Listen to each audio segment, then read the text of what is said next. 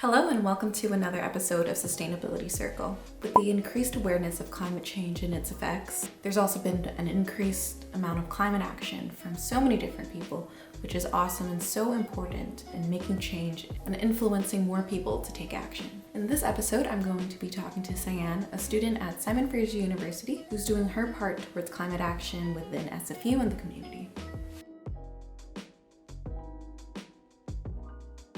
My name is Cyan and I'm the Climate Action Coordinator for Embark. So what that role entails is working with a group of volunteers. The purpose of the team is to mitigate climate change through things like our plant-based challenge, reducing GHG emissions and promoting carbon neutrality at SFU.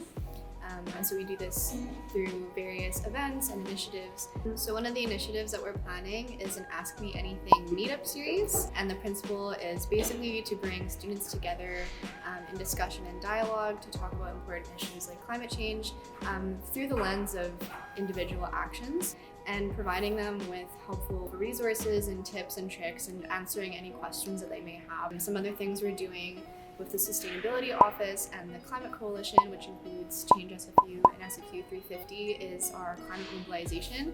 So that's really encouraging SFU to declare a climate emergency and then providing the steps and recommendations that the university can take in order to mitigate climate change at the institutional level.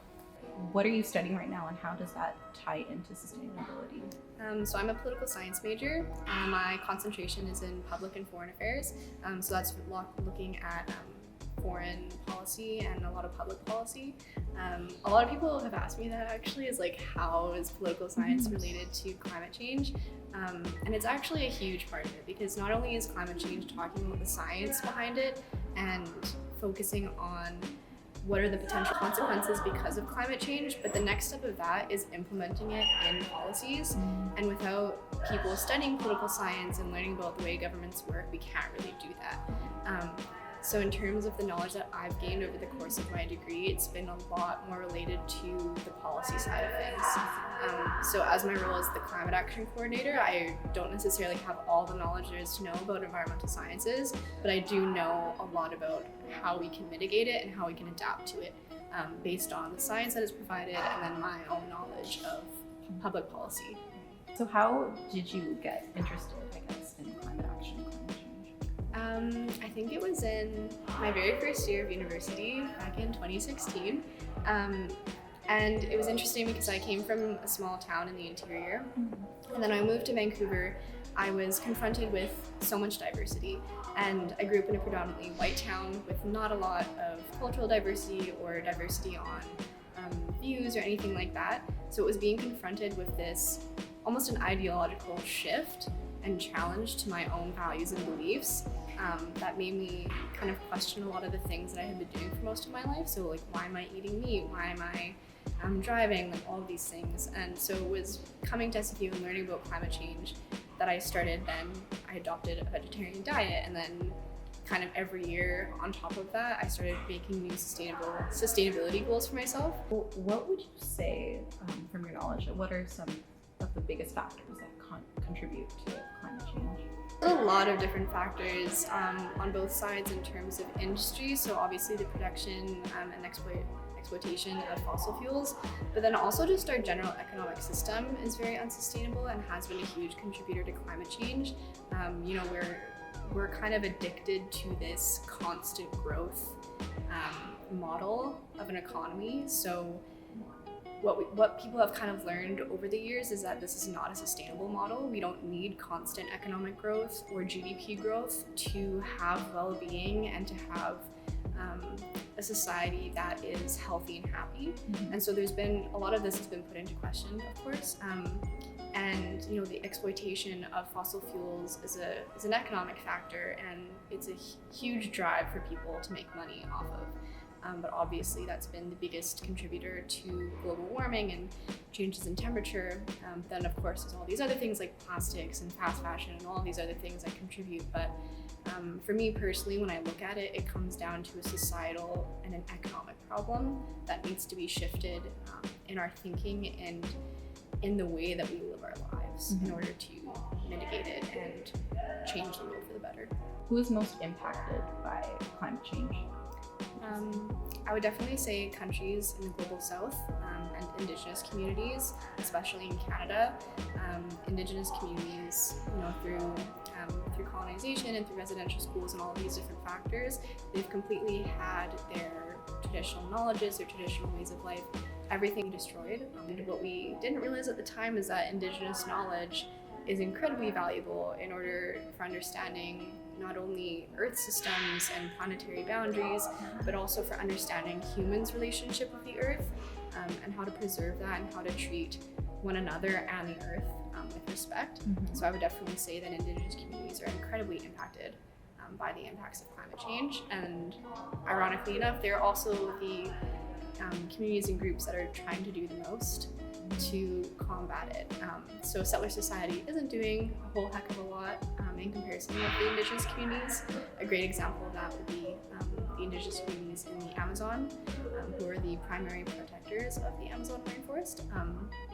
And then, like I said before, it's communities in the global south with their economy still developing, a lot of other issues like poverty, malnutrition, lack of access to clean water, all these other issues that are exacerbated by climate change.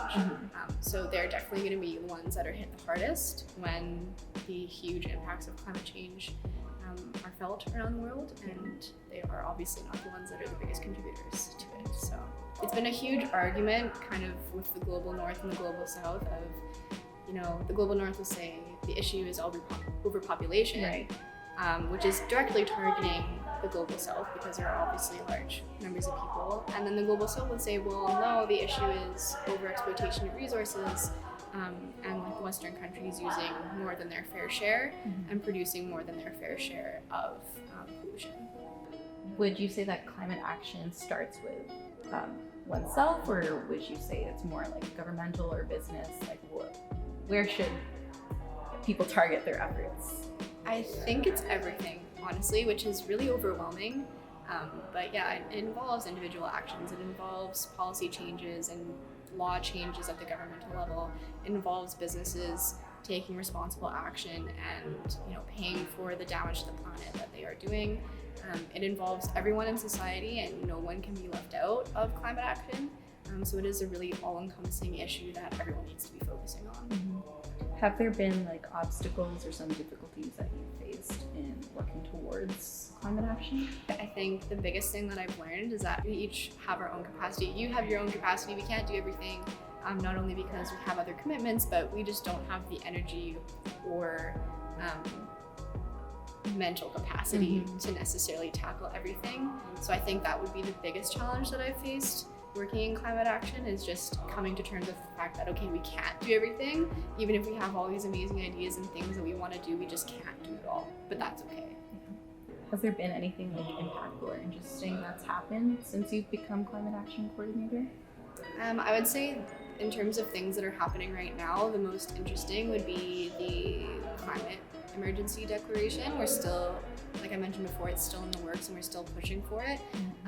But it has been a really interesting phenomenon to watch of individuals working as volunteers in connection with SFU administration and all these different stakeholders kind of all coming together in order to work towards this goal. So it's been really interesting to see just the amount of power and individual power and organizational power and all these different things that it requires in order to make happen, which is not only daunting because it makes you think of the bigger issues that exist within climate change and exist within our society. And you kind of think about that and you're like, okay, wow, this is going to take a lot in order to regulate. But at the same time, it's really amazing to see all these people coming together that are so passionate, that care so much about making a difference. So it's really inspiring, honestly. Has it affected other areas in your life? Has it opened your eyes up to more sustainability goals? Or I think it's definitely changed the direction that I want to take with my life in the future. So since I was 12 years old, I wanted to be a lawyer. And since working in this position and working with Embark in general, I've thought a lot more about wanting to do something related to environmental policy. So it's definitely changed what I want to do with my life.